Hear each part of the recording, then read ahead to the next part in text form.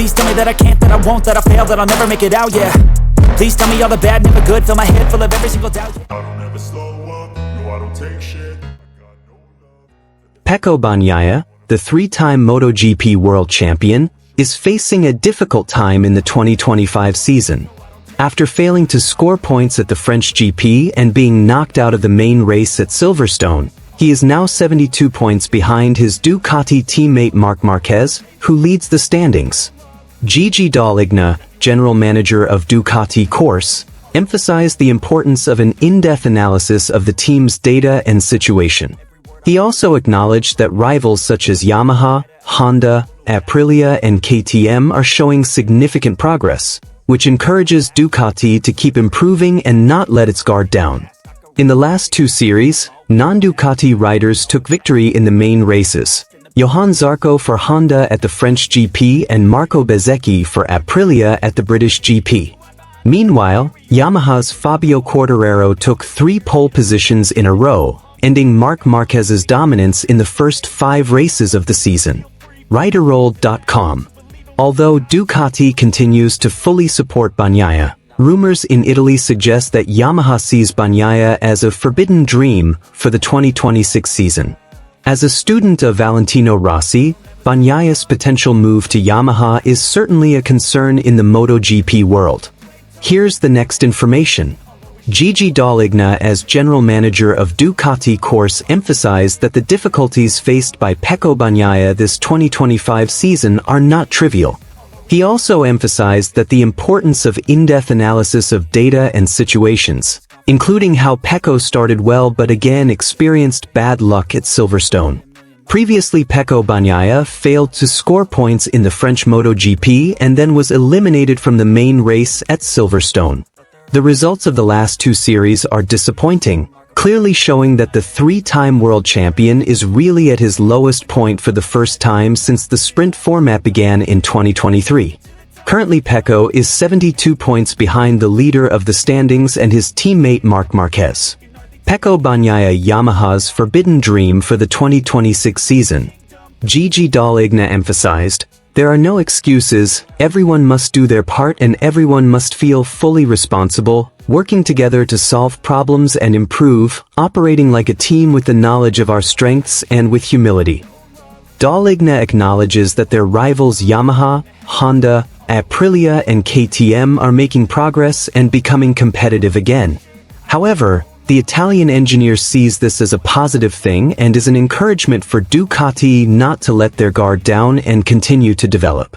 In the last 2 series, the main races have been won by non-Ducati riders. Johann Zarco won at the French GP for Honda, while Aprilia won at the British GP thanks to Marco Bezzecchi. Even Yamaha's Fabio Quartararo won 3 pole positions in a row, ending the series of pole positions from Marc Marquez, who always dominated in the first 5 series. Luigi Dall'Igna explained, "With 11 different winners in the last 11 years, Silverstone confirmed all its unpredictability coupled with red flags, strong winds, crashes, technical faults and restarts. It was a thrilling race with many surprises and plot changes, where all the riders' positions kept changing several times, either because of the change of the race leader or the exciting comebacks of the riders at the back." Dall'Igna added that for Ducati, Sunday's main race was a rather complicated race, unusual, certainly not brilliant, and with mediocre performances. Dall'Igna said, "Still, the performance of Marc Marquez is to be appreciated, who was struggling but was still able to turn things around with a comeback that took him to 3rd place. In this situation, his result is very meaningful considering that he crashed on the first start. He was lucky to get another chance at the second start. In any case, this is an incredible comeback. It is by no means a foregone conclusion, nor is it easy to achieve, where he brings together the determination of an exhausted veteran and the tenacity of a beginner," concluded the 59-year-old engineer. Ducati remains fully behind Pecco Bagnaia, but that hasn't stopped rumors in Italy that Yamaha considers Valentino Rossi's pupil a forbidden dream for 2026. The 2025 season does not look like an easy year for Pecco Bagnaia. the two-time MotoGP world champion has experienced a significant decline in performance since Ducati introduced their latest bike, the GP25. The motorbike, which is predicted to bring the most up-to-date technology, has not been able to be fully tamed by Bagnaia. The peak of his difficulties was clearly visible during the British Grand Prix at Silverstone. In a race that took place under quite friendly weather, Bagnaia lost control of his bike and crashed, which made him fail to finish.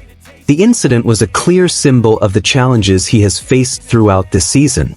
Responding to these conditions, the legendary former Ducati racer, Casey Stoner, spoke up. "I see Pecco is struggling hard. The GP25 is not an easy bike. From my point of view, this bike has great potential, but is also very sensitive. It's not about who is the fastest in the corner, but who can understand the characteristics of this very complex machine," Stoner said in an interview. Stoner also added that the pressure of being the defending champion could be a burden for Bagnaia. "I know what it's like to carry the expectations of the team, the manufacturer and the fans. But sometimes, it is precisely that pressure that makes us lose our natural instincts on the bike," he added. Meanwhile, Pecco himself did not cover his frustration after the accident at Silverstone. "I tried to push harder because we lost time at the start. But I lost front grip in the corner and it ended badly. I am disappointed because the team has worked very hard, but I have not been able to give the proper results," Pecco said in the post-race interview session. He also admitted that the GP25 is still a big challenge for him. "This bike has many advantages, but it is also very different from the GP23 that I mastered before. I'm still trying to adapt, but obviously not enough," he concluded. On the other hand, the disappointment reached its peak at the British Grand Prix at the Silverstone circuit. Midway through the race, Bagnaia suffered a single crash on the fast sector of the track, which threw him off his bike and could not continue the race. The incident added to his list of poor results this season, and reflected Bagnaia's struggle to tame his new bike. Crash at Silverstone. A point of frustration. Bagnaia's crash at Silverstone was not the only incident this season. He has struggled to maintain his rhythm on several occasions, often losing front grip when entering corners, and lacking confidence when fighting in the front group. After the incident at Silverstone, Bagnaia's expression reflected deep disappointment. "I'm really disappointed with this result. I tried to push from the start because my start was not good enough. But I lost grip at the front at the entry of the fast corner, and the bike immediately threw me. This is not just a normal accident, it is a sign that I have not fully understood how to work with the GP25, Bagnaia said in the post-race interview. He also said that communication with the Ducati technical team is still ongoing to find the right setup. "We continue to try various settings, but so far the results have not been consistent. The GP25 has a very different DNA compared to the GP23 that I won 2 titles with. This bike demands a different riding style, more aggressive in some aspects, but also more refined in others. And I don't feel 100% at one with the character of the bike yet." Casey Stoner speaks out. Responding to Bagnaia's difficulties, Ducati legend and 2007 MotoGP world champion Casey Stoner gave his views. Stoner, who is known as a rider with an extraordinary ability to conquer difficult bikes like the Ducati Desmosedici in the 2000s, sees that Bagnaia's challenge is not solely due to personal performance, but because the technical characteristics of the GP25 are not yet fully open. "I see Pecco is in a tough transition period. The GP25 is a bike that seems very complex, perhaps too complex for a rider to control naturally. It doesn't mean Pecco is not good enough, quite the opposite. I think he is struggling to stay on a bike that has not given him full confidence," Stoner explained in an interview with MotoGP Media. According to Stoner, there are times when innovation in motorcycle development backfires when the comfort and feeling aspects of the rider are not thoroughly taken into account. Ducati is always pushing the limits of technology, but sometimes they focus too much on data and numbers, and forget that riders are human. Feeling cannot be replaced by sensors. If a rider feels disconnected from his bike, then his best potential will never come out, he added. Stoner also said that what happened to Bagnaia was not surprising, especially in the world of racing where the margin between dominance and downfall can be very thin. Pecco is a great rider. But I know what it feels like when you feel like your bike is not an extension of your body anymore. You start to question a lot of things on the bike, whether the tires will last, whether the electronics will help or hurt. That's when crashes become more likely. What's really going on with the GP25? The GP25 was developed with a number of major changes, including a new aerodynamics package called the Aero Triple Wing, as well as improvements in the traction control and torque management systems. The bike is considered more aggressive at corner entry, but also more sensitive to changes in tire temperature and air pressure. Several Ducati satellite riders experienced similar dynamics. Pramac Racing's Jorge Martin even called the GP25 too smart but not intuitive enough. That means the bike is able to read the track data very well, but doesn't always respond according to the rider's expectations in every situation. Pecco himself admitted that he felt a loss of confidence, especially during late braking and in fast sectors. I'm usually very strong in braking, but now I feel like I'm losing a lot of time there. When I try harder, the front tire feels unstable. It's difficult to find the limit without going over it, and that's what frustrates me, he said. Conclusion: a mysterious future. Pecco Bagnaia is now at a crossroads. Ducati certainly won't give up on GP25 development, but the big question is, how long will it take for the world champion to really find his feet again? Casey Stoner gave a rather poignant yet empathetic message. Racing is never about who is the strongest, but who can adapt the most.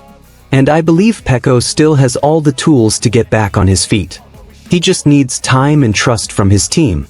We haven't seen the best version of Pecco this season. But let's not forget, even champions are human. With the second half of the season still remaining, and the pressure from other riders like Jorge Martin and Enea Bastianini mounting, the 2025 season could be the biggest mental and technical test of Pecco Bagnaia's career. And as Stoner said, adaptation is the key to everything.